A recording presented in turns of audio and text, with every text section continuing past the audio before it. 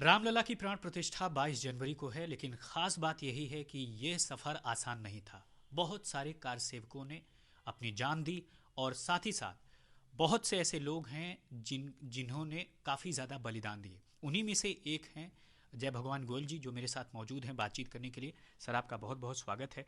सबसे पहले आपने देखा कि जो आपके प्रयास उस वक्त थे, रामलला आज वहाँ पर विराजमान होंगे 22 जनवरी को, तो आप कार सेवक होने के नाते उस वक्त क्या क्या कंट्रीब्यूशन था? कौन सी ऐसी बातें हैं जो आपको याद आती हैं जो उस वक्त आपने फेस की? और क्या कभी ऐसा लग रहा था कि ऐसा संभव हो पाएगा, कभी राम मंदिर बन पाएगा?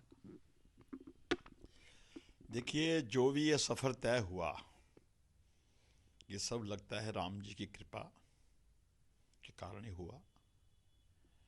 90 में मुलायम सिंह के गुंडों ने जिस तरह से कार सेवकों पे गोलियां चलाई, गोलियों से भून करके उनकी डेड बॉडियों को सरों में पत्थर बांध के डाल दिया गया कि गिनती ना हो कितने कार सेवक मारे गए हैं, बलिदान हुए हैं। वो दृश्य हमने आंखों से देखा था। उसी वक्त मन में भाव आया था कि ये ढांचा टूटना चाहिए।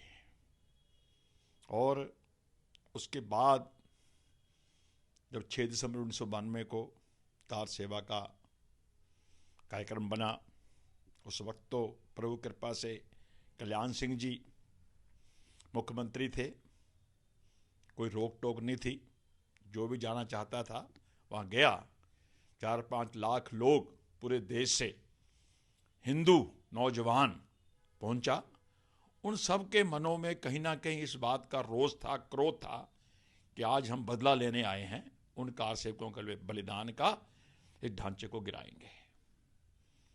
वो ढांचा गिराया गया। हनुमान जी स्वयं उस दिन उस जगह पे मौजूद थे। एक एक कार सेवक के अंदर स्वयं हनुमान जी आगे थे, ऐसा लग रहा था। हनुमान जी की उपस्थिति, 100 लोग चढ़ रहे हैं ऊपर ढांचे के, 50 गिर रहे हैं, फिर 100 चढ़ रहे हैं, फिर 50 गिर रहे हैं। एक ऐसा वातावरण था और सबने जैसे ठान रखा था कि आज इस काम को करके ही जाना है। तो प्रभु राम की कृपा से 11 बजे शुरू हुआ मामला, वो 5 बजे तक तीनों के तीनों गुंबद बिल्कुल साफ हो गए। ऐसा लग रहा था कि यहाँ पर कभी कुछ था ही नहीं। आप आरोपी भी बनाए गए, मुकदमा भी चला आपके ऊपर। वो सफर में कब कब कैसे क्या पड़ाव आए? देखिए, उस वक्त जब ढांचा तोड़ा गया तो मुझे लगा कि आगे आना चाहिए, ताकि जो मेरी देश की नौजवान हैं वो प्रेरित हों।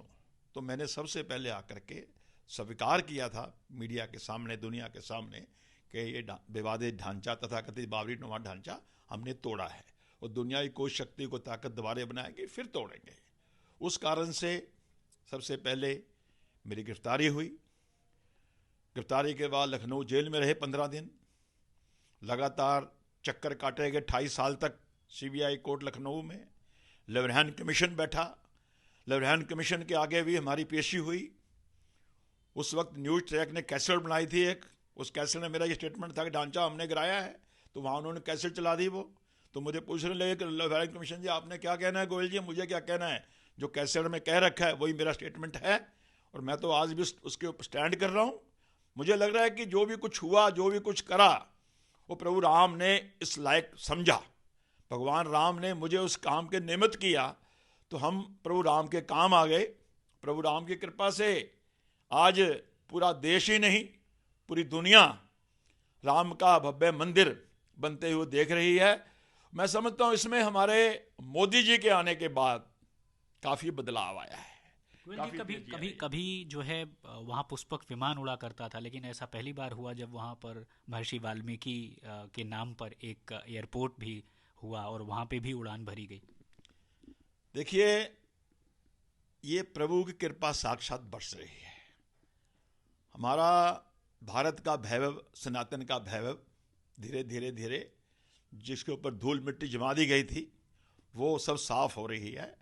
तो बड़ा आनंद का विषय है ये कि आज जिस तरह से अयोध्या में इतना बड़ा स्टेशन बना, इतना बड़ा इंटरनेशनल लेवल का एयरपोर्ट बना, वो एयरपोर्ट भी महर्षि वाल्मीकि जी के नाम से बन रहा है। तो मैं समझता हूँ कि ये बहुत बड़ा मंगल कार्य, आनंदमय कार्य हुआ है। लगता है कि हम उस युग में वापस जा रहे हैं।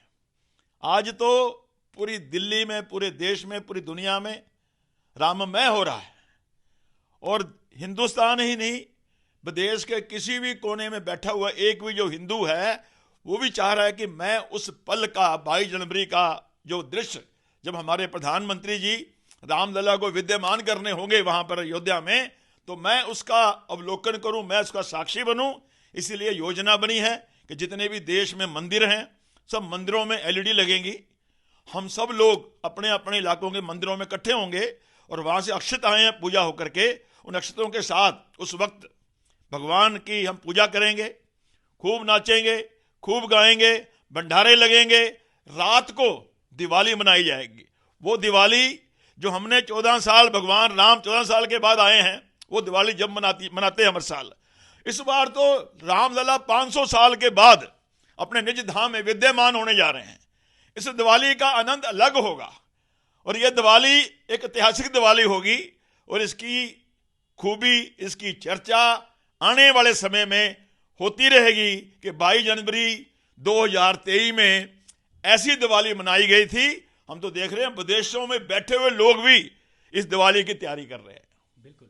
और आपने साफ तौर पर देखा, एक भाव देख कर ही आपको पता चल जाएगा कि उस वक्त जिन्होंने ये लड़ाई लड़ी, आज वो कैसा महसूस कर रहे हैं। और कुछ ऐसा ही अपील प्रधानमंत्री नरेंद्र मोदी ने भी की है कि 22 जनवरी 2024 में कम से कम इस तरह की जो दिवाली है वो लोग मनाएं। तो इस खास पेशकश में आज बस इतना ही। मुझे दीजिए इजाज़त।